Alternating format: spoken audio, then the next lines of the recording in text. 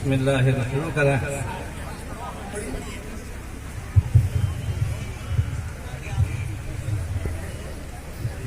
السلام علیکم. بسم اللہ الرحمن الرحیم. الحمد للہ رب العالمین والصلاة والسلام على سید الانبیاء والمرسلین وعلى آلہ وصحبہ اجمعین. اما بعد فإن أصدق الحديث كتاب الله وأحسن الهدي هدي محمد صلى الله عليه وسلم وخير الأمور عوازمها وشر الأمور محدثاتها وكل محدثة بدعة وكل بدعة ضلالة وكل ضلالة في النار. وبالسند متصل منا إلى الشيخ الإمام الهمام الحافظ الحجة الأمير المؤمنين في الحديث أبي عبد الله محمد بن إسماعيل بن إبراهيم بن المغيرة الجعفي البخاري رحمه الله تعالى رحمة واسعة إلى يوم الدين، ونفعنا بعلومه وحشرنا في زمرته آمين. أنه قال حدثنا زهير بن حرب حدثنا ابن فضيل عن عمارة عن أبي زرعة عن أبي هريرة عن النبي صلى الله عليه وسلم قال: كلمتان خفيفتان على اللسان ثقيلتان في الميزان حبيبتان إلى الرحمن سبحان الله العظيم سبحان الله وبحمده. السلام علیکم. بسم اللہ الرحمن الرحیم. الحمد للہ رب العالمین والصلاة والسلام على سید الانبیاء والمرسلین وعلى آلہ وصحبہ اجمعین. اما بعد فإن أصدق الحديث كتاب الله وأحسن الهدي هدي محمد صلى الله عليه وسلم وخير الأمور عوازمها وشر الأمور محدثاتها وكل محدثة بدعة وكل بدعة ضلالة وكل ضلالة في النار. وبالسند المتصل منا إلى الشيخ الإمام الهمام الحافظ الحجة أمير المؤمنين في الحديث أبي عبد الله محمد بن إسماعيل بن إبراهيم بن المغيرة الجعفي البخاري رحمه الله تعالى رحمة واسعة إلى يوم الدين، ونفعنا بعلومه وحشرنا في زمرته آمين. أنه قال حدثنا زهير بن حرب حدثنا ابن فضيل عن عمارة عن أبي زرعة عن أبي هريرة عن النبي صلى الله عليه وسلم قال: كلمتان خفيفتان على اللسان ثقيلتان في الميزان حبيبتان إلى الرحمن سبحان الله العظيم سبحان الله وبحمده.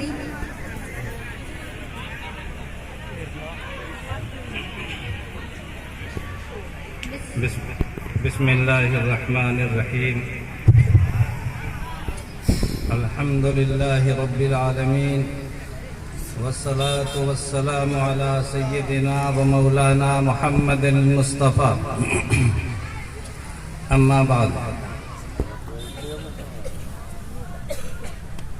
آج کی یہ مجلس بہت مبارک اور محترم ہے، اس لیے کہ یہ مجلس بخاری شریف کی آخری حدیث کے درس کی مجلس ہے، اور حدیث کے درس کی مجلس معنوی طور پر اور حکم میں گویا کہ اللہ کے نبی صلی اللہ علیہ وسلم کے درس کی مجلس ہے. حضرت امام مالک علیہ رحمہ موطا امام مالک مسجد نبوی میں پڑھاتے تھے، تو روضہ اقدس کی طرف اشارہ کر کے بار بار فرماتے تھے کہ قال صاحب ھذا القبر صلی اللہ علیہ وسلم، قال صاحب ھذا القبر، اس قبر والے کا یہ ارشاد ہے، اس قبر والے کا یہ ارشاد.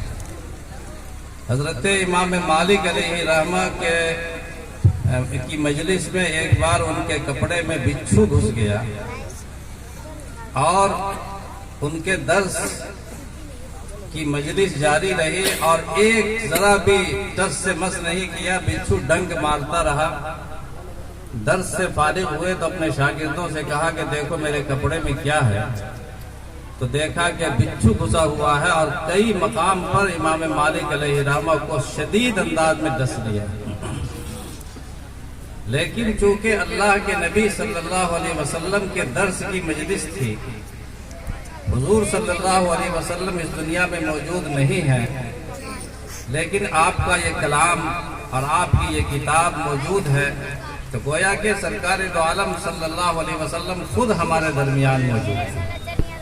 اسی لیے حضرت عبداللہ بن عباس رضی اللہ تعالیٰ عنہ فرمایا کرتے تھے کہ ایک وقت تھا کہ جب کوئی کہتا تھا کہ قال رسول اللہ صلی اللہ علیہ وسلم، اللہ کے رسول صلی اللہ علیہ وسلم نے یہ ارشاد فرمایا ہے، تو یہ سنتے ہی ہمارے بدن کے رونگٹے کھڑے ہو جاتے تھے اور ہم اپنی جگہ بالکل مستعد ہو جاتے تھے کہ سرکار دو عالم صلی اللہ علیہ وسلم کا یہ فرمان ہے، ہمیں بالکل ہوش اور گوش کے ساتھ سننا چاہیے، کیونکہ قرآن کریم کی تاکید ہے کہ یا لا ترفعوا اصواتکم فوق صوت النبی، اے مومنو، اے ایمان والو، اللہ کی نبی کی آواز سے اوپر آواز مت بلند کرو۔ تو یہ الفاظ، یہ کلمات، یہ کتاب سرکار دو عالم صلی اللہ علیہ وسلم کے ہیں، یہ ہے، اس لیے انتہائی خاموشی کے ساتھ، انتہائی سکون کے ساتھ بیٹھیے۔ کوئی تکلیف بھی اگر ہو رہی ہو تو اللہ کے واسطے یہ سوچ کر کہ ہم اللہ کے نبی صلی اللہ علیہ وسلم کی مجلس میں موجود ہیں۔ آج جتنے بھی علماء، محدثین حدیثوں کو بیان کر رہے ہیں، وہ گویا کہ رسول اللہ صلی اللہ علیہ وسلم کی جگہ پر بیٹھ کر بیان کرتے ہیں۔ اس احترام کے ساتھ سنیے تو انشاءاللہ حدیث کا فیض آپ کو ملے گا اور رسول اللہ صلی اللہ علیہ وسلم کی مجلس میں بیٹھنے کا ثواب بھی آپ کو انشاءاللہ ملے گا۔ دوستو، یہ کتاب جو امام بخاری علیہ رحمہ کی کتاب ہے، اور اللہ نے اس کتاب کو ایسی قبولیت اور ایسی مرجعیت اور ایسا اتفاق اور ایسا اعتماد اس کتاب کو عطا فرمایا ہے کہ آج ساری دنیا میں کوئی انسان عالم دین ہو نہیں سکتا ہے جب تک کہ اس کتاب کو پڑھ نہ لے، اور کسی بھی عالم دین کو تدریس کی دنیا میں، مدارس کی دنیا میں سب سے بڑی معراج یہی کتاب کی تدریس ہے۔ جب اس کو اس کتاب کی تدریس حوالے کی جاتی ہے تو وہ شیخ الحدیث مرد میں اور شیخۃ الحدیث عورت میں کہلاتی ہے، اور پھر اس کا مقام تمام مدرسین اور تمام علماء سے بلند ہو جاتا ہے۔ سوچیے یہ کتاب کیسی کتاب ہے، اس لیے یہ بہت ہی محترم کتاب ہے۔ لیکن میں اس تلخ حقیقت کو عرض کر دوں، شاید آپ لوگ علم میں ہوگا بھی، علماء تو واقف ہی ہیں، کہ امام بخاری علیہ رحمہ آج کے آدمی نہیں ہیں، یہ دوسری صدی ہجری کے آخر میں پیدا ہوئے۔ دوسری صدی ہجری یعنی آج سے تقریباً 1200 سال پہلے کی بات ہے، پیدا ہوئے اور تیسری صدی ہجری میں ان کی وفات ہوئی۔ امام بخاری علیہ رحمہ میں بڑی تکلیفوں کے بعد، بڑی مشقتوں کے بعد، ان کی ابتدا سے لے کر، پیدائش سے لے کر کے وفات تک کا ایک ایک لمحہ زندگی کا ٹریجڈی ہے۔ پوری زندگی درد اور غم سے بھری ہوئی، اور ظاہری اعتبار سے کہیے تو پوری زندگی ان کی ناکامیوں سے بھری ہوئی، حصولیابیوں سے نہیں، ناکامیوں سے بھری ہوئی۔ جب پیدا ہوئے تو کچھ دنوں کے بعد والد کا سایہ سر سے اٹھ گیا، بچے ہی تھے کہ آنکھوں کی بینائی ختم ہو گئی، والدہ پریشان تھی کہ کوئی کفالت کرنے والا نہیں، اور نابالغ اور معصوم بچے کی بینائی ختم ہو گئی۔ اللہ سے رو رو کر کے انہوں نے اپنے بچے کی بینائی کے لیے دعا مانگی، اور دعا مانگنے کے بعد اللہ نے قبول فرمایا، تب اللہ نے وہ بینائی واپس کر دی، اور ایسی واپس کی اللہ نے وہ بینائی کے ایک کتاب امام بخاری علیہ رحمہ نے چاند کی روشنی میں لکھی ہے۔ چاند کی روشنی میں ایسی اللہ نے بینائی واپس لوٹائی اس نابینا بچے کی بینائی کو، کہ امام بخاری نے ایک کتاب ان کی ہے تاریخ الکبیر، بہت مشہور کتاب ہے تاریخ الکبیر۔ امام بخاری علیہ رحمہ نے یعنی 16-17 سال کی عمر میں، 16-17 سال یا 18 سال زیادہ سے زیادہ، 18 سال کی عمر میں انہوں نے تاریخ الکبیر جیسی مستند اور معتبر اور تاریخی اور انتہائی اہم ترین کتاب انہوں نے چاند کی روشنی میں لکھی۔ لکھنے والوں کو منزل کی تلاش کرنے والوں کو نہ روشنی کی ضرورت پڑتی ہے، نہ وسائل اور اسباب کی ضرورت پڑتی ہے، صرف عزم کی ضرورت ہے۔ منزل دید نہیں دور مگر شرط یہ ہے، منزل دید نہیں دور مگر شرط یہ ہے، راستہ آنکھ کے اندر سے نکالا جائے۔ جب انسان ارادے کر لیتا ہے، عقابی روح جب بیدار ہوتی ہے زبانوں میں، نظر آتی ہے ان کو اپنی منزل آسمانوں میں، تو شاہی ہے بصیرت پہاڑوں کی چٹانوں میں۔ تو امام بخاری علیہ رحمہ نے التاریخ الکبیر چاند کی روشنی میں لکھی، چونکہ ان کے پاس چراغ اور بتی کا انتظام نہیں۔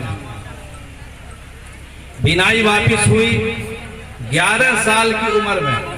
خود امام بخاری علیہ رحمہ کا بیان ہے کہ جب میں مکتب میں تھا تو میرے دل میں یہ خیال پیدا ہوتا تھا کہ اللہ کے نبی صلی اللہ علیہ وسلم کی کتاب اور احادیث کو میں جمع کروں، کسی مجموعے میں میں محفوظ کروں، یہ میرے دل میں خیال آتا، لیکن ایسا موقع میسر نہیں تھا۔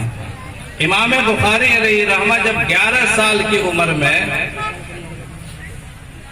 اپنے ایک استاذ، یعنی ان کی ذہانت کی بات دیکھیے کہ اللہ نے کس طرح ان کو منتخب کر لیا تھا، اپنے ایک استاذ محدث داخلی کے درس میں پہنچے، اور محدث داخلی کے درس میں جانے کے بعد ایک حدیث کو سنا رہے تھے کہ حضرت سفیان نے ابو زبیر سے نقل کیا، اور ابو زبیر نے ابراہیم سے نقل کیا، حدثنی سفیان عن ابی زبیر عن ابراہیم۔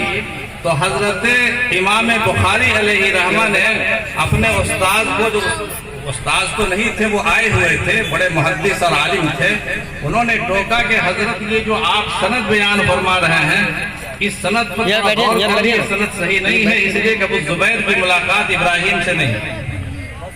عمر کتنے؟ 11 سال کی۔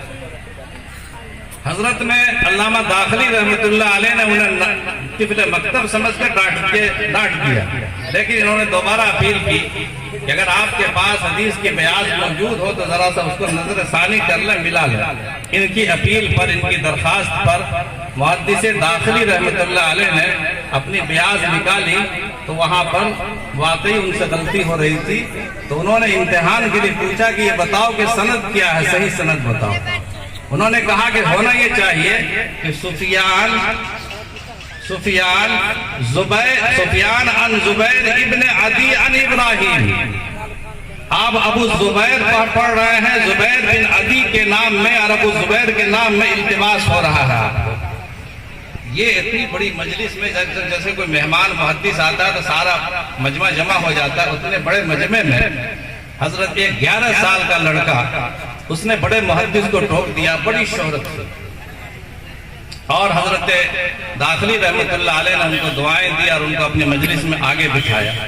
یہ امام بخاری علیہ رحمہ کی بے پناہ ذہانت کی دلیل ہے۔ امام بخاری علیہ رحمہ ابھی 16 سال کی عمر میں تھے کہ انہوں نے اپنی زندگی کی پہلی کتاب قضایا الصحابہ والتابعین، کی کتاب قضایا الصحابہ والتابعین، امام بخاری نے 16 سال کی عمر میں پہلی کتاب لکھی، اور 18 سال کی عمر میں وہ کتاب جس کا میں نے ابھی آپ کو حوالہ دیا تاریخ الکبیر، جو انہوں نے چاند کی روشنی میں لکھی، اور 23 سال کی عمر میں امام بخاری علیہ رحمہ نے بخاری جیسی کتاب لکھنی شروع کی۔ 23 سال 23۔ غور سے سنیے، اللہ کے نبی صلی اللہ علیہ وسلم کی حدیث کے تعلق سے بات ہو رہی ہے، ادھر ادھر التفات نہ کریں، چونکہ جب حضور صلی اللہ علیہ وسلم کی بات کہی جائے تو سب کو اپنی توجہ نبی صلی اللہ علیہ وسلم کے قول کی طرف رکھنی چاہیے۔ حضرت امام بخاری علیہ رحمہ نے یہ بخاری شریف 23 سال کی عمر میں لکھنا شروع کیا، اور 16 سال کی مسلسل محنت کے بعد سن 233 ہجری میں انہوں نے اس کو مکمل کیا۔ یہ زیادہ غالب لوگوں کا کہنا ہے، 16 سال کی محنت میں یہ کتاب تیار ہوئی، یعنی بے پناہ ایک معجزاتی کتاب انہوں نے لکھی۔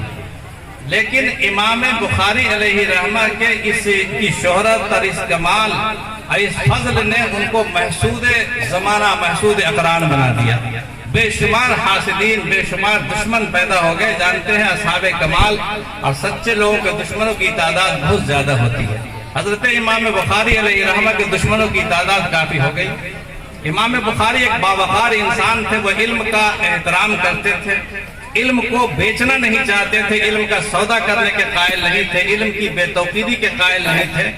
امام بخاری علیہ رحمہ ایک محدث تھے، بہت بڑے فقیہ جو مجتہد مطلق کہا جائے.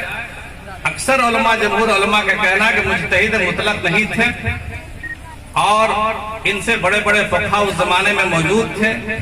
چنانچہ اس زمانے کے امام اور محدث ابو حفص الکبیر نے امام بخاری علیہ رحمہ کو مشورہ دیا تھا کہ آپ محدث ہیں، آپ کا موضوع حدیث ہے، آپ حدیث کے علاوہ کسی موضوع پہ کلام نہ کریں، نہ فقہ پر کلام کریں، نہ کلام پر کلام کریں، علم کلام پر، عقیدے پر کلام نہ کریں، کوئی مسئلہ نہ بتاویں، کوئی فقہ کا مسئلہ نہ بتاویں، آپ کے لیے مصیبت ہو جائے گی. لیکن اللہ پاک کو اس ابتلا میں ان کو ڈالنا تھا. بعض ایسے مسائل انہوں نے بیان کر دیے علم فقہ کے تعلق سے یا علم کلام کے تعلق سے، جس کو لوگوں نے بہانہ بنا کر کے ان کی بے توقیری شروع کر دی. امام بخاری علیہ رحمہ پوری زندگی دشمنوں سے لڑتے رہے، دشمنوں کے حسد کا شکار رہے.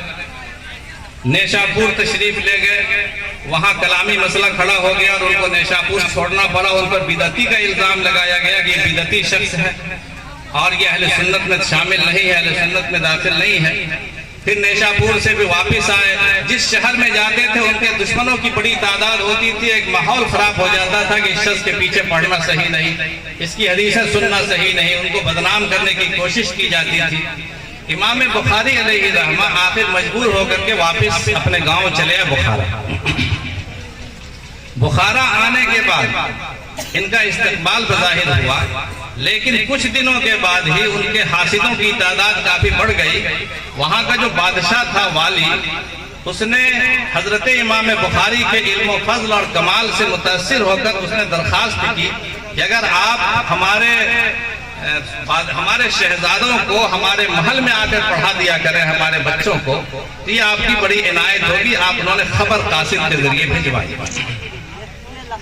امام بخاری علیہ رحمہ نے فرمایا کہ میں علم کو سلطانوں کے دروازے پر اور سلطانوں کے آستانوں پر میں ذلیل نہیں کر سکتا. اگر آپ کے بچے پڑھنا چاہتے ہیں تو جس طرح عام مسلمانوں کے بچے میرے گھر پہ آ کے پڑھتے ہیں، آپ کے بچوں کو بھی پڑھنا پڑے گا. کتنا ٹیڑھا جواب! ایک فقیر مولوی سلطان وقت اور امیر وقت سے، یقیناً وقت کا تیور اور حکومتوں کا جو تیور ہوتا آپ جانتے ہیں ہر دور میں ایک ہی رہا. ان الملوک اذا دخلوا قرية افسدوها وجعلوا عزت اهلها اذلہ. یہ ملوکیت کی صفت ہے، یہ شہنشاہیت کی صفت ہے کہ وہ انصاف کے پیمانے کو ہر دور میں توڑتی رہی. امام بخاری رحمت اللہ علیہ کے بعد پھر اس نے خبر بھیجی کہ اگر آپ خود تشریف نہیں لا سکتے ہیں تو کم سے کم کوئی جگہ الگ کر دیجئے جہاں میرے شہزادے بیٹھا کریں گے، عام انسانوں کے ساتھ نہ بیٹھیں. امام بخاری علیہ رحمہ نے اس سے بھی معذرت کی کہ ایسا نہیں ہو سکتا. بہرحال یہ واقعہ ہوا اور وہ بادشاہ دشمن ہو گیا. خود بخارا کا جو مالک تھا اور والی تھا، گورنر، وہ ان کا دشمن ہو گیا اور حکم نافذ کر دیا کہ یہ بدعتی انسان ہے. اب بدعتی ہو گیا. پہلے تو آپ بچوں کو پڑھانے کے لیے ان کو تعلیم اور معلم بنانا چاہتے تھے. اب جب ان کے من کے مطابق نہیں پڑھائے تو کہا یہ بدعتی انسان ہے اور یہ قرآن کریم کو مخلوق کہتا ہے اور نہ معلوم کیا کیا باتیں. امام بخاری علیہ رحمہ نے ایک مسئلہ فقہی بیان کر دیا تھا کہ اگر ایک لڑکا اور ایک لڑکی ایک بکری سے دودھ پیئیں، ایک بکری کا دودھ ایک لڑکا اور ایک لڑکی پی لیں تو یہ دونوں آپس میں رضائی بھائی بہن ہو جائیں گے. یعنی دودھ پیتے بھائی بہن جو کا مسئلہ ہے، ایک ماں سے پینے والا مسئلہ، تو انسانوں سے مسئلہ ہے، بکری سے نہیں ہے. بکری یا گائے سے دودھ پینے تو مسئلہ نہیں ہے. لیکن امام بخاری علیہ رحمہ چونکہ فقہ کے اتنے بڑے وہ نہیں تھے کہ ان کی بات اس میدان میں حجت ہوتی، لیکن کسی نے پوچھا اور پوچھنے کے بعد امام بخاری علیہ رحمہ نے کہہ دیا کہ وہ شخص دونوں لڑکا لڑکی آپس میں رضائی بھائی بہن ہوں گے، بس یہ عنوان بنایا گیا اور قرآن کے خلق قرآن کا مسئلے کو عنوان بنایا گیا۔ خود حنابلہ متشددین حنابلہ نے امام بخاری کے خلاف ماحول بنایا اور بادشاہ وقت نے ان کو بخارا سے نکلنے کا حکم جاری کیا کہ بخارا چھوڑ دو، میری مملکت سے نکل جاؤ۔ چنانچہ امام بخاری مجبور ہو کر کے تنے تنہا بے سہارا، جب مصیبت آتی ہے تو گھر کے لوگ بھی ساتھ نہیں دیتے، سب لوگ ختم ہو جاتے ہیں اور اکیلے انسان یہ نکل گئے وہاں سے۔ نکلنے کے بعد کہاں جائیں، کوئی ساتھی نہیں۔ خبر ملی کہ سمرقند والوں کو خبر ملی تو سمرقند سے ان کا بلاوا آیا۔ کچھ لوگوں نے کہا کہ سمرقند تشریف لائیں، مگر کہنے والوں نے کہہ تو دیا کہ تشریف لائیں، لیکن جب وہاں پر انہوں نے اعلان کیا کہ امام بخاری تشریف لانے والے ہیں، محمد بن اسماعیل نام تھا، تشریف لانے والے ہیں، تو خود سمرقند میں اختلاف پیدا ہو گیا اور سمرقند میں بڑی تعداد ہو گئی جو کہتی تھی کہ بخاری کو یہاں نہیں بلانا، محمد بن اسماعیل کو یہاں نہیں بلانا۔ آخرکار امام بخاری علیہ رحمہ راستے میں ہی تھے تو ان کو منع کر دیا گیا کہ ابھی آپ سمرقند تشریف نہ لائیں، یہاں پر آپ کے خلاف حالات آپ کے موافق نہیں ہیں۔ چنانچہ امام بخاری مجبور ہو کر کے خرطنگ ایک مقام ہے، وہاں اپنے کچھ اعزاء اور اقربا تھے ان کے یہاں ٹھہر گئے، اعزاء اقربا کے یہاں ٹھہر گئے کہ سمرقند جا نہیں سکتے، بخارا سے نکال دیا گیا، جائیں کہاں؟ خرطنگ کے مقام پر تھے، زندگی کا آخری لمحہ تھا، یہ نہیں کہ بالکل شروع دور ہے۔ کچھ دنوں تک اسی حالت میں رہے، یہاں تک کہ سمرقند میں غلط فہمیوں کی تحقیق کی گئی اور وہاں کے لوگوں نے اور وہاں کے بادشاہ نے کہا کہ یہ الزامات غلط ہے، محمد بن اسماعیل کے خلاف ان کو آنے کی اجازت دی جائے۔ چنانچہ وہ اجازت نامہ یہاں پہنچا، وہ ان کو سواری میں اٹھا کر کے لے جائے، بیٹھایا گیا کہ چلیں سمرقند کی طرف، لیکن اس قدر ذوق، اس قدر نقاہت تھی کہ وہ جا نہیں سکے۔ اور اس سے پہلے انہوں نے اللہ پاک سے یہ دعا مانگی تھی، جب سمرقند آنے کی بھی جب ان کو اجازت نہیں مل رہی تھی اور بخارا سے بھی نکال دیا گیا تھا اور خرطنگ میں وہ تنہا انسان پڑے ہوئے تھے، انہوں نے یہ دعا مانگی تھی کہ اللہم ذاقت علی الارض بما رحبت فاقبضنی الیک، اے پروردگار میرے اوپر یہ روئے زمین اپنی تمام وسعتوں کے باوجود تنگ ہو گئی ہے، پروردگار اپنے کرم سے مجھے اپنے پاس بلا لیجیے۔ یہ دعا مانگی، جبکہ موت کی دعا مانگنا جائز نہیں ہے دنیاوی مصیبتوں کے لیے، لیکن چونکہ یہ مصیبت ان کے لیے فتنے کا سامان بن رہا تھا، دین کے اندر فتنہ ہو رہا تھا، ان کی حدیثوں پر سے اعتماد اٹھانے کی کوشش کی جا رہی تھی، بخاری جیسی کتاب کو بے وقار بے مقام بنانے کی کوشش کی جا رہی تھی، اس لیے ان کی زندگی دین کے لیے فتنے کا سامان بن سکتی تھی۔ اس بنیاد پر انہوں نے یہ دعا مانگی کہ پروردگار یہ زمین میرے لیے تنگ ہو چکی ہے، مجھے اپنے پاس بلا لیجئے۔ اللہ نے وہ دعا ان کی سن لی تھی اور سمرقند سے اجازت نامہ آنے کے باوجود بھی جب سواری پر ان کو بٹھایا گیا وہ نہ جا سکے اور 2 دن کے بعد ان کا انتقال ہو گیا، اسی خرطنگ کی سرزمین میں دفن کر دیا گیا ان کو۔ بخارا جس کی عظمت، جس کی شہرت امام بخاری کے نام پر ہے، وہاں ایک گز زمین بھی ان کو نہ ملی، ایک گھر بھی ان کا نہیں تھا۔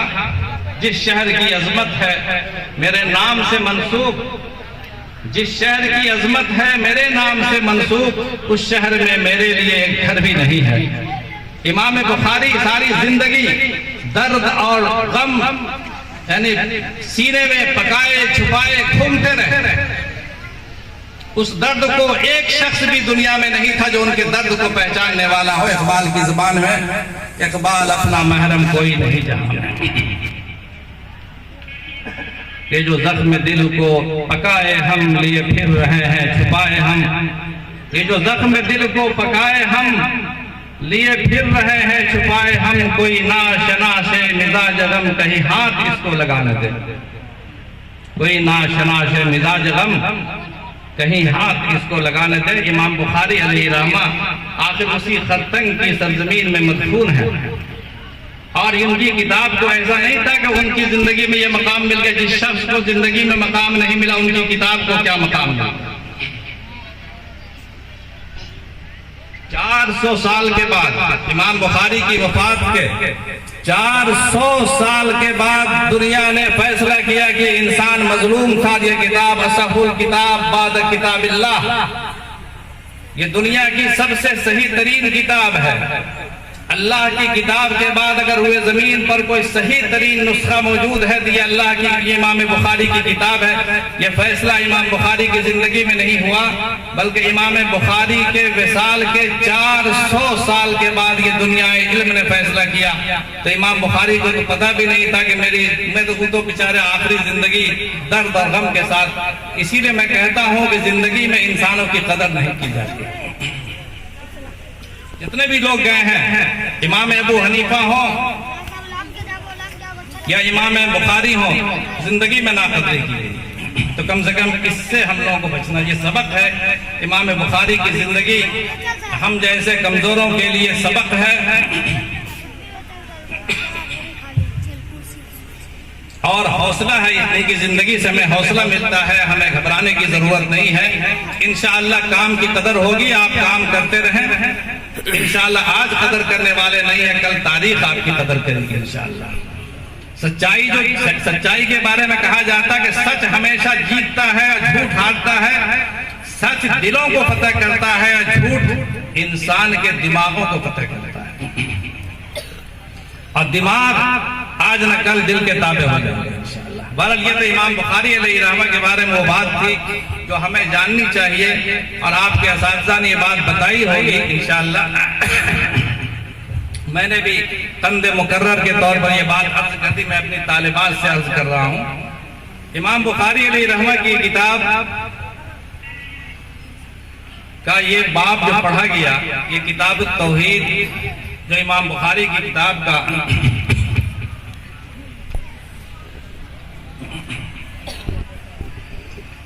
58واں باب ہے، 58واں۔ امام بخاری نے اپنی کتاب الایمان سے شروع کی ہے، اور کتاب التوحید پر یہ باب ختم کیا، اس لیے کہ ایمان کی سب سے بڑی بنیاد توحید ہے۔ تو امام بخاری علیہ رحمہ کی اس کتاب کی شروعات کتاب الایمان سے، اور کتاب الایمان میں بھی بطور تمہید کے باب بدل وحی سے، چونکہ ہمارے ایمان کا اور ہمارے اعمال کا سب سے بڑا سرچشمہ وحی الہی ہے۔ ہمارے لیے کوئی اور دلیل اور اسوہ نہیں ہے۔ ہماری بنیاد نہ دنیا کے حالات پر ہے، نہ رسم و رواج پر ہے، نہ دنیا کی تاریخ پر ہے، بلکہ ہمارے قانون کا سرچشمہ صرف وحی الہی ہے، چاہے وحی الہی وہ قرآن کی صورت میں ہو، چاہے وحی الہی حدیث کی صورت میں ہو۔ اور دنیا کی کوئی طاقت، دنیا کی کوئی حکومت اس قانون کو تبدیل نہیں کر سکتی۔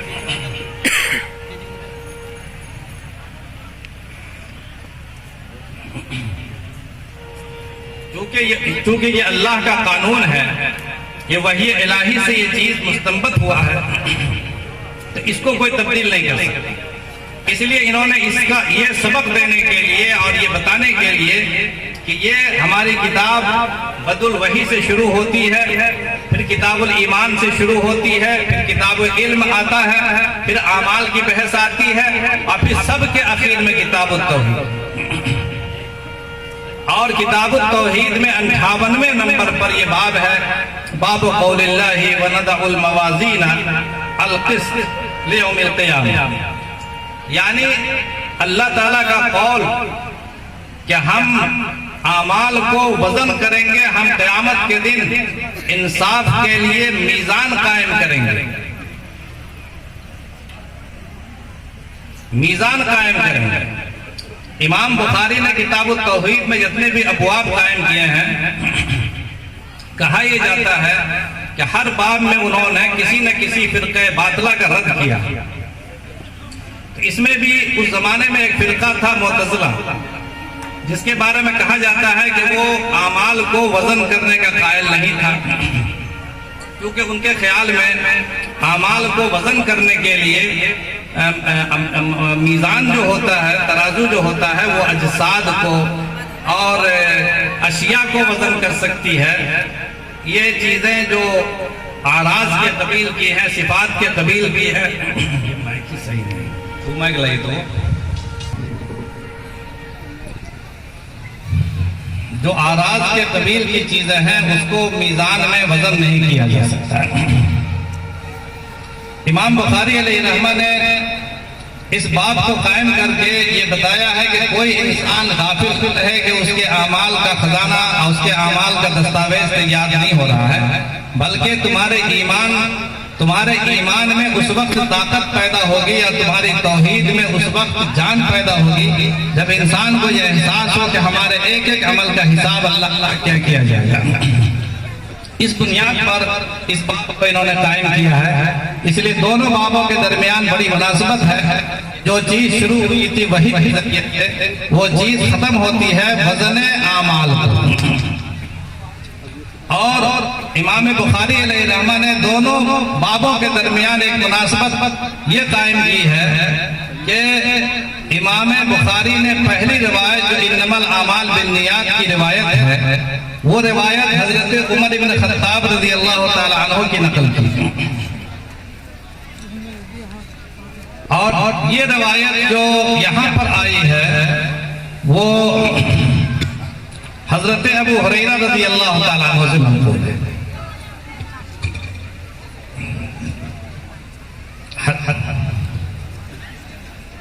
حضرت عمر بن خطاب رضی اللہ تعالیٰ عنہ بھی مہاجر صحابی اور حضرت ابو ہریرہ رضی اللہ تعالیٰ عنہ بھی مہاجر صحابی ہے، یعنی دونوں روایت، پہلی روایت بھی مہاجر صحابی سے، دوسری روایت بھی مہاجر صحابی سے۔ یہ دراصل طلباء کو اور طالبین علم کو یہ نصیحت کی گئی ہے کہ علم بغیر ہجرت کے حاصل نہیں ہوتا، علم کے لیے انسان کو ترک وطن کرنا پڑتا ہے، جس طرح کہ خود امام بخاری نے ساری زندگی ترک وطن کر کے، بلکہ موت بھی ان کی وطن سے باہر ہی ہوئی، علم کا یہ تحفہ ہمیں پیش کیا ہے۔ امام بخاری علیہ الرحمہ نے حجاز مقدس میں قریب 6 سال مسلسل قیام فرمایا۔ امام بخاری رحمۃ اللہ علیہ نے کوفہ اور بغداد میں 12 سفر فرمایا۔ امام بخاری رحمۃ اللہ علیہ نے بصرہ 4 مرتبہ تشریف لے گئے امام بخاری رحمۃ اللہ علیہ، اور ہر بار کم سے کم 4 سال 5 سال ان کا قیام رہتا تھا۔ یہ علم بغیر سفر کے، علم بغیر ہجرت کے، علم بغیر ترک وطن کے حاصل نہیں ہو سکتا۔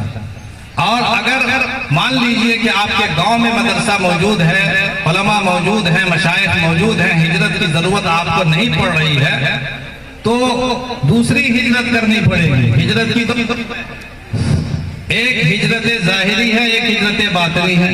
ہجرت ظاہری وہ ہے کہ انسان مکان کو چھوڑے، ہجرت مکانی، ہجرت وطن جس کو کہا جاتا ہے، اور دوسری ہجرت ہے ہجرت معنوی، المہاجر من ہاجر ما نہى اللہ عنہ۔ مہاجر وہ ہے جو انسان ان چیزوں کو چھوڑ دے جس سے اللہ نے روک دیا ہے، یعنی ہجرت کرنا اللہ کی منہیات کو چھوڑ کر کے اللہ کے مامورات کے دائرے میں داخل ہونے کا نام ہجرت ہے۔ تو اگر اللہ نے آپ کو ہجرت مکانی کی نوبت نہیں عطا کی تو کم سے کم ہجرت مکانی ضرور کرنی چاہیے۔ تو یہ مناسبت کو خاص طور سے یاد رکھیں۔ دوسری بات، ایک مناسبت یہاں پر یہ بھی ہے کہ امام بخاری علیہ الرحمہ نے پہلی روایت جو انما الاعمال، پہلی سے مراد کو شروع کی روایت انما الاعمال بالنیات کی جو روایت نقل کی ہے، ان کے استاد ہیں حمیدی، ان سے نقل کی ہے۔ اور آخری روایت جو انہوں نے نقل کی ہے، کلمتان حبیبتان الی الرحمن خفیفتان علی اللسان ثقیلتان فی المیزان، یہ روایت انہوں نے نقل کی احمد ابن اشکاب یا اشکاب، دونوں طرف پڑھا گیا، احمد ابن اشکاب یا اشکاب سے نقل کی ہے، یعنی پہلی روایت بھی حمیدی سے، دوسری روایت احمد سے، دونوں کا مادہ حمد ہے، یعنی ساری تعریفیں صرف اللہ کے لیے ہیں، اور ہر چیزوں کی، ہر تمام تعریفوں اور تمام محاسن و محامد کا سرچشمہ اللہ پاک کی ذات ہے۔ یہ سبق بھی ان کو دینا تھا۔ اسی طریقے سے حالانکہ یہ روایت جو انہوں نے نقل کی ہے کلمتان حبیبتان، یہاں پر آپ کو معلوم ہونا چاہیے کہ یہ روایت بخاری میں 3 مقام پر آئی ہے. یہ پہلا مقام نہیں ہے. یہ کلمتان حبیبتان، یہ روایت جو آخری پڑھ رہے ہیں آپ لوگ، یہ 3 مقام پر آئی ہے. یہ روایت پہلی روایت آئی ہے، ایک جگہ آئی کتاب الدعوات میں. امام بخاری علیہ الرحمہ کے ایک استاد ہیں زہیر بن حرب، ان سے یہ روایت نقل کی ہے. کتاب الایمان والنذور میں امام بخاری علیہ الرحمہ نے حضرت قتیبہ بن سعید، ان کے استاد ہیں، ان کے حوالے سے نقل کی ہے. اور تیسرا مقام یہ ہے جو احمد بن اشکاب سے نقل کی ہے. تو گویا کہ امام بخاری علیہ الرحمہ کے 3 مشائخ نے اس روایت کو نقل کیا ہے، اور تینوں مشائخ میں سے وہ کسی بھی شیخ کے حوالے سے نقل کر سکتے تھے، لیکن یہاں پر احمد بن اشکاب کے حوالے سے نقل کرنا دراصل اس کی طرف اشارہ کرنا تھا کہ حمیدی اور احمد بن اشکاب یہ حمد کے مادے میں اشتراک ہو جائے گا، اور معلوم ہوگا کہ ساری تعریف اللہ پاک کے لیے ہے، اور ہر حمد کا مستحق اللہ پاک کی ذات ہے. اس مناسبت کو پیدا کرنے کے لیے. اچھا، جبکہ یہ تینوں ان کے جو شیوخ ہیں، احمد بن اشکاب ہوں یا قتیبہ بن سعید ہوں یا زہیر بن حرب ہوں، ان تینوں کے استاد محمد بن فضیل ہے. دیکھیے اس میں آگے ہے قال حدثنا محمد بن فضیل. یہ محمد بن فضیل جو ہے، یہ تینوں جتنے بھی امام بخاری کے تینوں شیوخ ہیں اس حدیث کے، اس روایت کے تینوں شیوخ کے شیخ محمد بن فضیل ہیں. اس روایت کا ایک حصہ حدیث کی اصطلاح میں محمد بن فضیل سے پہلے تک کا حصہ عزیز کہلاتا ہے، حدیث عزیز. اور دوسرا اس کے آگے جو ہے محمد بن فضیل سے اوپر کا جو حصہ ہے وہ غریب کہلاتا ہے. اصطلاحی لفظ ہے. عزیز کا مطلب یہ ہے، حدیث عزیز اس حدیث کو کہتے ہیں جس کے راوی ہر طبقے میں کم سے کم 2 آدمی، 2 راوی، اس کو حدیث عزیز کہتے ہیں. اور حدیث غریب کہتے ہیں ایسی حدیث کو کہ اس کے ایک راوی صرف نقل کرے ہر طبقے میں، اس کو غریب کہتے ہیں. امام بخاری علیہ الرحمہ نے ایسی روایت کا، اچھا امام بخاری علیہ الرحمہ نے جو پہلی روایت نقل کی ہے انما الاعمال بالنیات کی، وہ حدیث بھی حدیث غریب ہے. اور آخری روایت جو نقل کی ہے یہاں پر احمد بن اشکاب کی کلمتان حبیبتان، یہ بھی حدیث غریب ہے. دونوں حدیثوں کو غریب نقل کیا ہے اس بنیاد پر تاکہ انسان کو پتا چلے کہ بدأ الدین غریبا وسیعود کما بدأ، کہ دین یہ غریب ہے، اس کو ہمیشہ اجنبی نگاہوں سے دیکھا جائے گا، اور دین پر چلنے والے لوگوں کو بھی ہمیشہ اجنبی سمجھا جائے گا. اکیلا رہیں گے وہ، دنیا میں ان کا کوئی ساتھ دینے والا نہیں ہوگا. اس غرابت کو بتانے کے لیے دوسری طرف طالب علم ہمیشہ غریب ہوتا ہے. غریب سے مراد اجنبی، وطن سے باہر. تو حدیث کو حاصل کرنے کے لیے، علم کو حاصل کرنے کے لیے انسان کو غریب بننا چاہیے. تو اس غرابت کی مناسبت کو پیدا کرنے کے لیے امام بخاری نے ایسی حدیثوں کی تخریج کی اور ایسے طرق کی تخریج کی جس میں غرابت پائی جاتی تھی. تو اس طرح سے یہ مناسبت بھی انہوں نے پیدا کی. یہ مطلب یہ میں اس لیے بتا رہا ہوں کہ امام بخاری علیہ الرحمہ کی کتاب وہ ہے جو ہمیشہ یہ ترجمہ قائم کرتے، عنوان، آج کے زمانے میں عنوان بولتے ہیں، ذیلی عنوان، مرکزی عنوان. تو امام بخاری علیہ الرحمہ عنوان قائم کرتے ہیں جس کو ترجمۃ الباب کہا جاتا ہے. اس ترجمۃ الباب کے تحت وہ آیت کریمہ لاتے ہیں جس سے اس کی تائید ہوتی ہے. کسی صحابی کا قول یا کوئی ایسی حدیث بیان کرتے ہیں جس کی سند کو ان کے نزدیک اتنی زیادہ مضبوط نہیں ہے، جس کو تعلیق بولتے ہیں، تو بلا سند کے اس کو نقل کر دیتے ہیں. اس کے بعد اصل روایت کو لاتے ہیں. یہ ان کا طریقہ ہے. اپنے ترجمۃ الباب کو، اپنے عنوان کو مدلل کرنے کے لیے کبھی قرآن کریم کی آیت استعمال کرتے ہیں، اور پھر کبھی صحابہ کے آثار نقل کرتے ہیں، کبھی کوئی حدیث معلق استعمال کرتے ہیں، اور اس کے بعد پھر سند کے ساتھ کوئی روایت نقل کرتے ہیں. تو میں اس لیے بتانا چاہ رہا ہوں کہ امام بخاری کے ترجموں کی بڑی اہمیت ہے. کہا جاتا ہے کہ امام بخاری کی فقہ، امام بخاری کی فکر، امام بخاری کا مسلک، امام بخاری کا مشرب ان کے ترجمے میں دیکھنا چاہیے. چنانچہ مستقل تراجم بخاری پر ہمارے علماء نے، ہمارے محدثین نے باقاعدہ کام کیا. کتنی کتابیں اس پر شائع ہو چکی. اور یہاں پر اس بات کو میں دہرا دوں کہ امام بخاری علیہ الرحمہ کی اس کتاب کو جو اصح الکتب بعد کتاب اللہ کہا جاتا ہے کہ اللہ کی کتاب کے بعد سب سے صحیح ترین کتاب یہ کتاب ہے، اس میں تراجم شامل نہیں ہے. یہ نہ سمجھیے گا کہ امام بخاری علیہ الرحمہ کی کتاب قرآن شریف کے بعد سب سے نمبر 2 کی کتاب ہے. اس کا ایک ایک شوشہ، ایک ایک نقطہ، ایک ایک لفظ، ایک ایک ترجمہ، ایک ایک مسلک فقہی، ایک ایک رائے ان کی قرآن کریم کی طرح قطعی ہے. اس کے بعد دوسرے درجے پر یہ ہرگز نہیں ہے. بخاری شریف میں جو روایتیں انہوں نے سند کے ساتھ بیان کی ہے، سند کے ساتھ جو روایتیں نقل کی ہے جو انہوں نے، وہ روایتوں کے بارے میں یہ کہنا ہے کہ وہ روایتیں قرآن کریم کے بعد سب سے زیادہ صحیح ہیں. جہاں تک ان کے عنوانات کا تعلق ہے، جہاں تک ان کے اجتہاد کا تعلق ہے، جہاں تک ان کی فکر کا تعلق ہے، جہاں تک ان کے استنباط کا تعلق ہے، جہاں تک ان کے مسلک فقہی کا تعلق ہے، بہت سارے علماء نے ان سے اختلاف کیا ہے اور ان سے اتفاق کوئی ضروری نہیں، بلکہ ان سے غلطیاں ہوئی ہیں. امام بخاری سے غلطیاں ہوئی ہیں. ان کی مسلک فقہی، اپنے مسلک فقہی کو بیان کرنے میں انہوں نے غلطیاں کی ہیں، ترجمہ کے قائم کرنے میں غلطیاں کی ہیں، اور استنباط اور اجتہاد میں غلطیاں کی ہیں. باقاعدہ علامہ عینی نے، ابن حجر نے اور ہمارے بہت سارے علماء نے اس کی پوری فہرست بیان کی ہے. اس لیے یہ ہرگز نہ سمجھیے گا کہ امام بخاری نے اگر کوئی باب قائم کر دیا، امام بخاری نے کوئی عنوان قائم کر دیا، امام بخاری نے کوئی اجتہاد، کوئی اپنی رائے بیان کر دی تو وہ رائے ماننا ضروری ہے. جس طرح کہ قرآن کریم کی ایک ایک آیت کو ماننا ضروری ہوتا ہے اور قرآن کے بعد اس کا درجہ ہے، یہ ہرگز مطلب نہیں ہے. اس میں جو روایتیں نقل کی گئی ہیں وہ روایتیں صحیح ترین روایت ہے دوسری کتب حدیث کے مقابلے میں. بلکہ ایک بات اور میں آپ سے عرض کروں کہ جہاں تک روایتوں کی صحت کا مسئلہ ہے اور اس کے معیار کا مسئلہ ہے تو ایسا بھی نہیں ہے کہ امام بخاری کی تمام سندیں اور تمام روایتیں اعلیٰ ترین معیار پر، ایسا ہے. کئی روایتیں ایسی ہیں امام بخاری کے جس کی سند پہ کلام کیا گیا ہے، اور کئی ایسے روات ہیں، کئی ایسے راوی ہیں جو ناصبی ہیں، کوئی جہمی ہے، کوئی معتزلی ہے، کوئی شیعی ہیں، الزام لگائے گئے ہیں. لیکن چونکہ ان کے یہاں ایسے راویوں کی تعداد بہت کم ہے اور دوسرے کتب حدیث میں ایسے راویوں کی تعداد زیادہ ہے، اس لیے ان کے مقابلے میں اس کتاب کا درجہ اونچا ہے کہ یہاں ایسی تعداد کم ملتی ہے. اس لیے اصح الکتب بعد کتاب اللہ کی وضاحت میرے ذہن میں آئی کہ میں ترجمۃ الباب کی مناسبت سے یہ بات عرض کر دوں، اس لیے کہ اس کو بہت سارے غیر مقلد اور بہت سارے وہ لوگ جو سلفی ہیں یا جو ظاہر حدیث پر عمل کرنے کا ذوق رکھتے ہیں، وہ سمجھتے ہیں کہ امام بخاری علیہ رحمہ نے جو باب قائم کر دیا اس باب کو جو نہیں مانے گا مسلمان ہی نہیں رہے گا. ہرگز نہیں.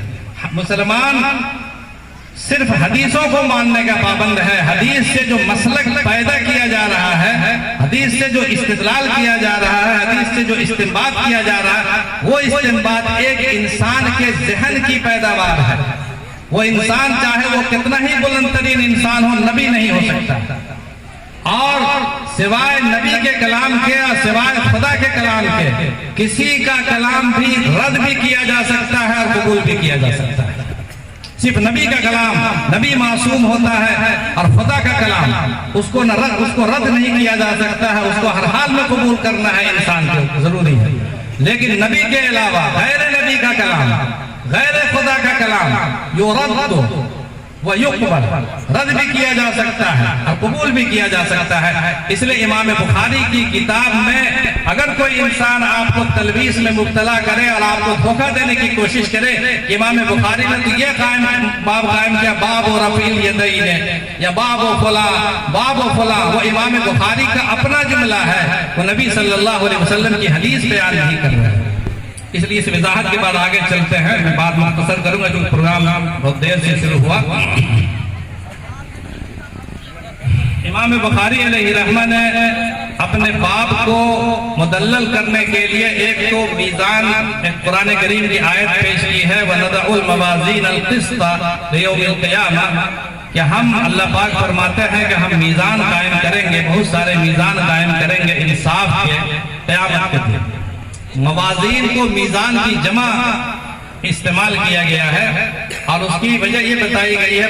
زیادہ تر علماء یہ کہتے ہیں، اب تک جو پرانے علماء تھے ان لوگوں کا خیال یہ ہے کہ موازین کو جمع اس لیے استعمال کی گئی کہ بہت بڑا میزان ہوگا اور اتنا بڑا میزان ہوگا کہ ایک میزان میں آسمان اور ایک میزان میں زمین کو رکھا جا سکتا ہے. میزان میں ترازو ایک پلڑے پر آسمان اور ایک پلڑے پر زمین کو رکھا جا سکتا ہے. یہ حضرت عبداللہ بن عباس رضی اللہ تعالیٰ عنہما کے حوالے سے یہ نقل کیا جاتا ہے. جبکہ بہت سارے علماء کا خیال یہ ہے کہ میزان کئی ہوں گے، اعمال کے حساب سے یا دفاتر کے حساب سے یا انسانوں کے کیفیات کے حساب سے کئی میزان اللہ تعالیٰ مقرر کریں گے، اور بہت سارے علماء کا خیال ہے کہ یہی ہوگا، کیونکہ کفر ہے، شرک ہے، بہت ساری چیز عقائد ہے، ہر چیز کے لیے اللہ پاک الگ الگ پیمانے مقرر کریں گے، اس لیے جمع استعمال کیا گیا۔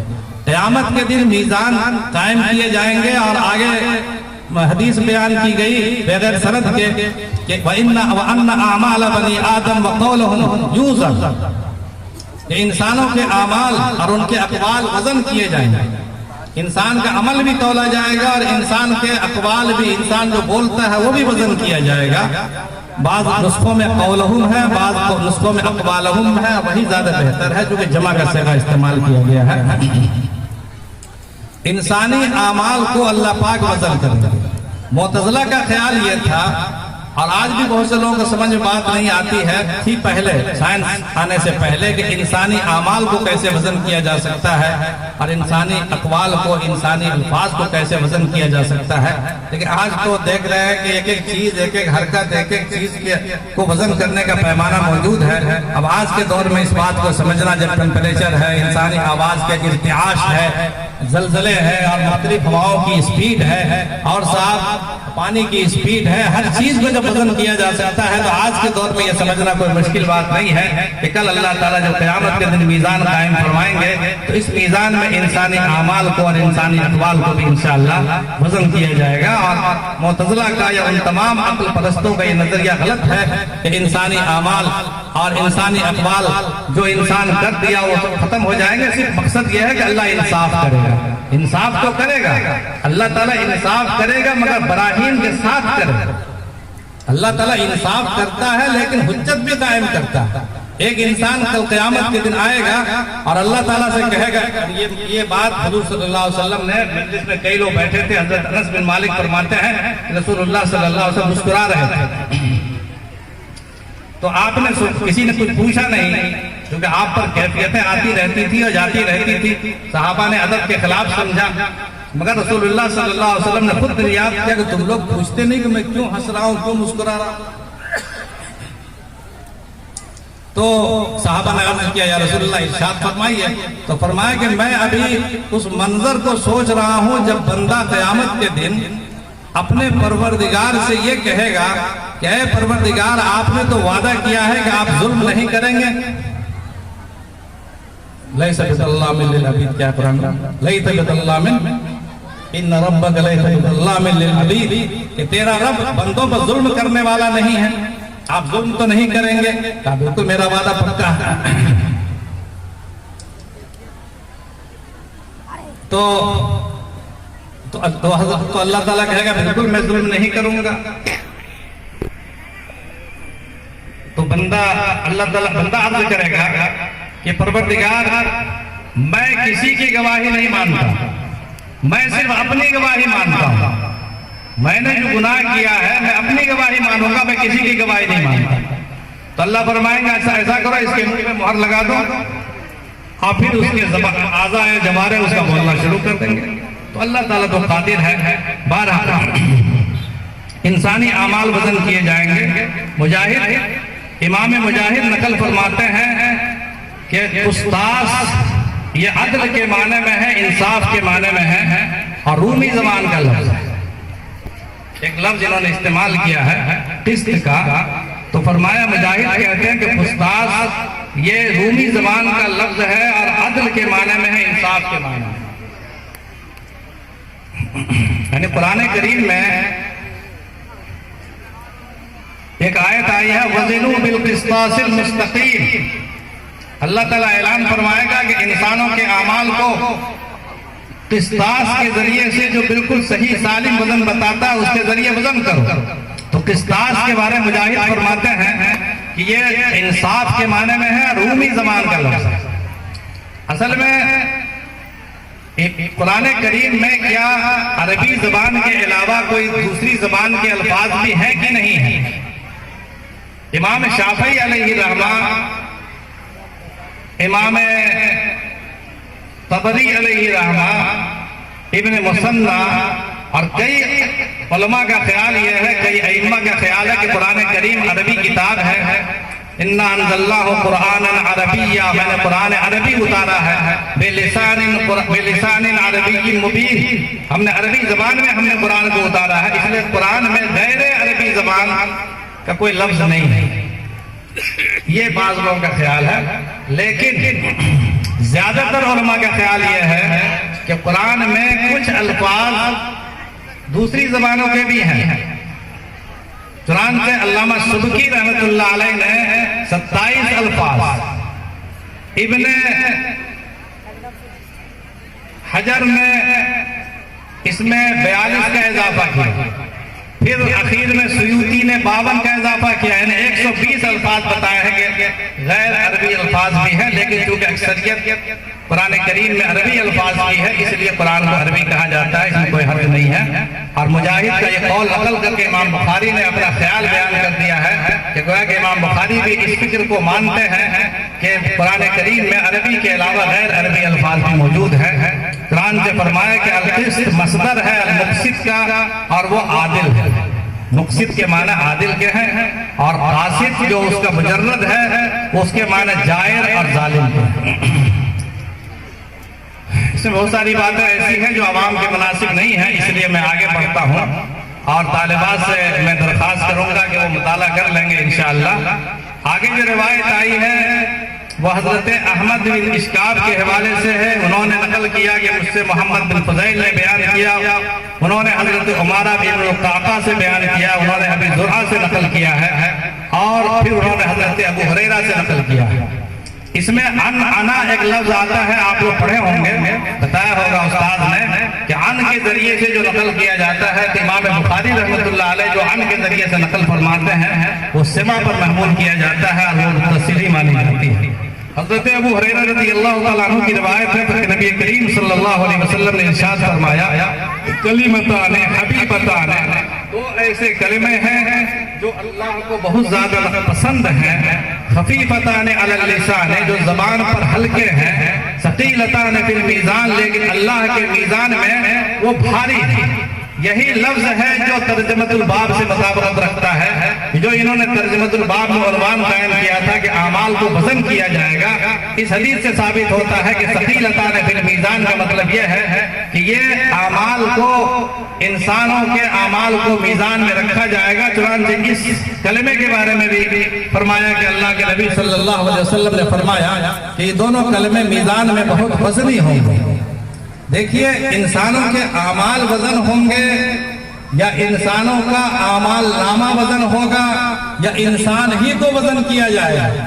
اعمال کے وزن کیا ہوگا؟ تینوں طرح کے اقوال ہیں۔ انسانوں کے اعمال وزن ہوں گے ایک قول، دوسرا قول ہے انسانوں کے کا اعمال نامہ یعنی دفتر جس میں اعمال لکھا جاتا ہے وہ ان دفتروں کو وزن کیا جائے گا، اور تیسرا قول ہے کہ انسان ہی کو میزان پہ چڑھا دیا جائے گا، کہ موٹا موٹا انسان کو چڑھا دیا جائے گا اور اندر سے کوئی عمل نہیں ہوگا، پھسپھسا ہو جائے گا۔ اور بعض ایسے اللہ کے بندے ہوں گے کہ ایک انسان کو جمع حاضر کیا جائے گا اور اس کے کئی سو دفاتر، کئی ہزار دفاتر کو میزان میں رکھا جائے گا، اور سارے دفاتر بدعمالیوں سے، برائیوں سے بھرے ہوئے ہوں گے۔ اللہ پوچھے گا بندے بتاؤ کہ اس میں جو کچھ بھی لکھا گیا وہ غلط تو نہیں ہے، کوئی ناجائز تو نہیں لکھا گیا ہے، فرشتوں نے تم پر ظلم تو نہیں کیا؟ وہ کہے کہ نہیں، پروردگار سب صحیح ہے اور میں اس کے خلاف کچھ نہیں کہہ سکتا۔ اب کیا کرو گے؟ میرے پاس تو کوئی چارہ نہیں ہے۔ جب اللہ دیکھ لے گا کہ یہ بندہ مایوس ہو چکا ہے تو اللہ پاک فرمائیں گے یہ بندہ میرے، تم گھبراؤ نہیں، تم پر کوئی ظلم نہیں ہوگا، تم نے ایک کلمہ کہا ہے، ایک نیکی تمہاری ایسی ہے، اس کو بھی ہم پیش کرتے ہیں اور اس کو میزان پر رکھیں گے۔ چنانچہ کلمہ شہادت وہ جو پڑھا ہوگا اشہد ان لا الہ الا اللہ و اشہد ان محمد رسول اللہ، جو صدق دل کے ساتھ اس نے جس اضطرار اور اضطراب کی کیفیت کے ساتھ اور اللہ کے ساتھ محبت کے ساتھ جو اس نے پڑھا ہوگا، وہ ایک بطاقہ کی حدیث کہلاتی ہے، وہ بطاقہ پیش کیا جائے گا اور ایک پلڑے پر بطاقہ رکھ دیا جائے گا، دوسرے پلڑے پر اس کی برائیاں رکھ دی جائیں گی اور یہ پلڑا چھوٹ جائے گا۔ ایک کلمہ اس کی تمام برائیوں پر حاوی ہو جائے گا. تو اس سے معلوم ہوتا ہے کہ نامہ یعنی دفاتر کو وزن کیا جائے گا. ایک روایت میں آتا ہے کہ ایک موٹا تگڑا انسان بلایا جائے گا اور اسے میدان پہ رکھا جائے گا. دیکھنے میں کافی موٹا ہوگا اور اندر سے اس پہ کوئی وزن ہی نہیں ہوگا اس کا. اس سے معلوم ہوتا ہے کہ انسانوں کا وزن کیا جائے گا. بہرحال وزن تو ہوگا, چاہے انسانی اعمال کا وزن ہو یا انسانوں کے دفاتر اعمال کو وزن ہو, چاہے انسان کو خود وزن کیا جائے. پروردگار ہر چیز پر قادر ہے کہ اللہ تعالیٰ جس چیز کو چاہے گا وزن کرے گا. انسانوں کو چھٹی نہیں ہے اور اس کے سامنے تمام حجتوں کو مکمل کر کے جنت و جہنم کا فیصلہ کیا جائے گا. اور انسانوں کو گھبرانے کا مقام ہے. یہ آخری حدیث اسی لیے امام بخاری نے پیش کی ہے. تو 2 کلمے ہیں, اس کو پڑھنا چاہیے چونکہ وہ ہمارے اعمال میں اضافہ کریں گے اور ہمارے میزان کے اوپر یعنی وزن بڑھائیں گے انشاءاللہ. تو 2 کلمے ہیں, سبحان اللہ و بحمدہ سبحان اللہ العظیم. یہ 2 کلمے, سبحان اللہ و بحمدہ سبحان اللہ العظیم. ان دونوں کلموں کا ورد انسان کو کرنا چاہیے صدق دل کے ساتھ. بعض روایتوں میں آتا ہے کہ اگر کوئی انسان سبحان اللہ و بحمدہ 100 مرتبہ پڑھ لے گا تو اگر وہ پہاڑ کے برابر بھی اس نے گناہ کیے ہوں گے وہ سارے گناہ اس کے ختم ہو جائیں گے. صحیح روایت ہے. اور اس روایت سے معلوم ہوتا ہے کہ سبحان اللہ و بحمدہ سبحان اللہ العظیم یہ ایسے 2 کلمے ہیں جو اللہ کو بہت پسند ہے. جب انسان بولتا ہے تو اللہ پیار سے اسے سنتے ہیں, قبول فرماتے ہیں. اور اتنا پیارا ہونے کے باوجود زبان پر بالکل ہلکا, خفیفتان علی اللسان, زبان پر بالکل ہلکے, اس لیے کہ اس میں کوئی مشکل الفاظ نہیں ہے, اس میں کوئی فعل نہیں ہے, اسم ہی اسم ہے. فعل کے اسم کے مقابلے میں فعل جو ہوتا ہے وہ زیادہ مشکل ہوتا ہے, تشدید نہیں ہے اس میں, حروف استعلا میں سے کوئی حرف موجود نہیں ہے. تو خفیفتان علی اللسان, زبان پر ہلکے ہیں. وحبیبتان الی الرحمن, اللہ کو بے انتہا پسند ہے. وثقیلتان فی المیزان, اتنا پسند ہے کہ جب میزان میں ہمارے اعمال نامے کے ساتھ جب یہ کلمہ رکھا جائے گا تو وہ انشاءاللہ وہ ترازو کا پلڑا چھک جائے گا اور انسان کامیاب ہو جائے گا. چونکہ ان الفاظ کے ساتھ سبحان اللہ بحمدہ کے ساتھ مجلسوں کا بھی اختتام ہوتا ہے. امام بخاری علیہ الرحمہ اس حدیث کا انتخاب کر کے یہ سبق دیا کہ انسانوں کو اپنی مجلسوں کو بھی سبحان اللہ بحمدہ سے ختم کرنا چاہیے. اور ہم اپنی اس کتاب کو بھی ختم کرتے ہیں اور اسی کے ساتھ اپنی بات بھی ختم کرتے ہیں. اب ایک بات شاید رہ جائے گی, ایک بات رہ جائے گی. کیا سنت والی کیا اجازت بھی دینی ہوگی. آخری آپ نے پڑھایا ہے, آپ نے اجازت دی ہوگی, میں بھی اجازت اگر آپ کی ہو تو میں بھی اجازت دے دوں. تو یہ طریقہ رہا ہے کہ حدیث کوئی بھی بغیر سند کے انسان کو بیان نہیں کرنی چاہیے. آج ہمارے یہاں جو رواج ہے یہ بزرگوں سے سنا ہے, اب کوئی بھی بات بیان کر دیں, یہ غلط طریقہ ہے. بزرگوں سے سنا نہیں, لیکن اتنا اہتمام ہے کہ میں اپنی سند بیان کرتا ہوں کہ میں نے بخاری شریف کی یہ دونوں جلد ہیں. پہلی جلد میں نے اپنے استاد محدث کبیر حضرت مولانا شیخ نصیر احمد خان صاحب بلند شہری رحمت اللہ علیہ سے, اور دوسری جلد محدث اکبر التقی النقی حضرت مولانا شیخ عبدالحق محدث اعظمی علیہ الرحمہ سے میں نے پڑھی. اور ان دونوں بزرگوں کے استاد تھے حضرت شیخ الاسلام مولانا سید حسین احمد مدنی رحمۃ اللہ علیہ. ان دونوں بزرگوں کے استاد, اور حضرت شیخ الاسلام مدنی رحمۃ اللہ علیہ نے یہ کتاب پڑھی اپنے استاد حضرت شیخ الہند رحمۃ اللہ علیہ سے, اور حضرت شیخ الہند رحمۃ اللہ علیہ نے یہ کتاب پڑھی اپنے استاد حضرت مولانا محمد قاسم نانوتوی رحمۃ اللہ علیہ اور حضرت مولانا گنگوہی دونوں سے. اور حضرت مولانا قاسم نانوتوی رحمۃ اللہ علیہ نے یہ کتاب اپنے استاد حضرت شیخ عبدالغنی دہلوی رحمۃ اللہ علیہ سے پڑھی, اور حضرت شیخ عبدالغنی مجددی دہلوی رحمۃ اللہ علیہ نے یہ کتاب اپنے استاد حضرت شیخ اسحاق دہلوی رحمۃ اللہ علیہ سے پڑھی. انہوں نے یہ کتاب حضرت شیخ اسحاق نے یہ کتاب حضرت شاہ عبدالعزیز محدث دہلوی رحمۃ اللہ علیہ سے پڑھی. حضرت شاہ عبدالعزیز محدث دہلوی رحمۃ اللہ علیہ شاہ ولی اللہ سے پڑھی. یہاں پہ ایک بات اور عرض کر دوں, کی سند کتاب بہار کے ہی ایک عالم نے لکھی ہے، الیانی الجنی فی اسانید الشیخ عبدالغنی.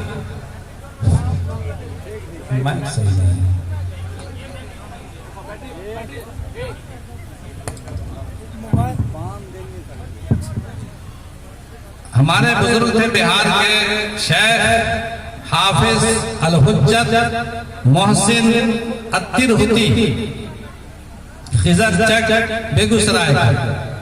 موقع کو غنیمت جان کے بتا رہا ہوں. حضرت شیخ محدث الحافظ الحجت محسن الترہتی خضر چک بیگوسرائے. وہ خادم خاص تھے حضرت شیخ عبدالغنی مجدد دہلوی رحمت اللہ علیہ کے. شیخ عبدالغنی مجددی رحمت اللہ علیہ خادم خاص، یعنی حضرت مولانا قاسم نانوتوی رحمت اللہ علیہ جو میرے استادوں میں سلسلہ مشائخ میں جن کا میں نے ابھی نام لیا جو دارالعلوم دیوبند کے بانی ہیں، حضرت مولانا قاسم نانوتوی یا حضرت گنگوہی یا اور بھی جو اساتذہ جو مشائخ ہیں وہ صرف ان کے شاگرد ہیں، خادم نہیں ہیں. جبکہ حافظ محسن ترہتی بیگوسرائے بہاری خضر چکی پورنیوی ترہتی یہ شیخ عبدالغنی مجددی رحمت اللہ علیہ کے خادم خاص، ایسے خادم خاص کہ شیخ عبدالغنی کے ساتھ وہ یہاں سے ہجرت کر کے مدینہ پاک چلے گئے اور مدینہ پاک میں اپنے استاذ کے ساتھ رہے، وہی مدفون ہے. کوئی شادی نہیں کی، کوئی اپنا نشان نہیں چھوڑا. ایک کتاب الیان الجنی انہوں نے لکھی. آج ہماری تمام سندیں محفوظ نہیں ہوتی اگر شیخ حافظ محسن ترہتی نے یہ کتاب نہ لکھی ہوتی، لیکن بہار کے لوگ کم جانتے ہوں گے اس شخص کو جس کی قبر مدینہ پاک میں ہے. تو اس لیے میں نے تذکرہ کر دیا. تو وہ باقی سند کے لیے آپ سارے حضرات الیان الجنی بیروت سے چھپ چکی ہے، اچھے انداز میں چھپی ہے، آپ اس کا مطالعہ کر لیں. اور اس سے آگے بخاری کی سند، وہ بخاری سے لے کر رسول اللہ صلی اللہ علیہ وسلم اس کتاب میں موجود ہے. میں اپنی سند کے ساتھ، دونوں سندوں کے ساتھ میں تمام طالبات کو اجازت دیتا ہوں اور استقامت کی شرط کے ساتھ، معصیت سے بچنے کی شرط کے ساتھ اور حدیث کے مقتضیات پر عمل کرنے کی شرط کے ساتھ. میری ایک سند اور بھی، میرے استاد حضرت شیخ نصیر احمد خان صاحب رحمت اللہ علیہ نے اس کتاب کو پڑھا. حضرت شاہ عبدالرحمن امروہوی اور عبدالرحمن امروہوی رحمت اللہ علیہ نے اس کتاب کو پڑھا حضرت شاہ فضل الرحمن مراد آبادی سے، اور حضرت شاہ فضل الرحمن مراد آبادی رحمت اللہ علیہ نے حضرت شاہ اسحاق رحمت اللہ علیہ سے اور شاہ عبدالعزیز سے، اور حضرت شاہ عبدالعزیز نے شاہ ولی اللہ سے. اس طرح اس سند میں جو حضرت شیخ نصیر احمد خان صاحب کی دوسری سند ہے جس میں شیخ الہند نہیں آتے ہیں، وہ سند عالی کہلاتی ہے، یعنی واسطے کم ہیں. اور میرے اور حضرت شاہ ولی اللہ کے درمیان صرف 5 واسطے ہیں. یہ سند عالی کہلاتی ہے. اس سند عالی کے ساتھ بھی میں تمام کو اجازت دیتا ہوں. اللہ پاک ہمارے اور آپ کے اس پڑھنے پڑھانے کو اور کوششوں کو قبول فرمائے. اس سما خراشی کے لیے اپنے تمام علماء، مشائخ، محدثین، شرکا سے معذرت خواہ ہوں. جزاکم اللہ. السلام علیکم ورحمۃ اللہ.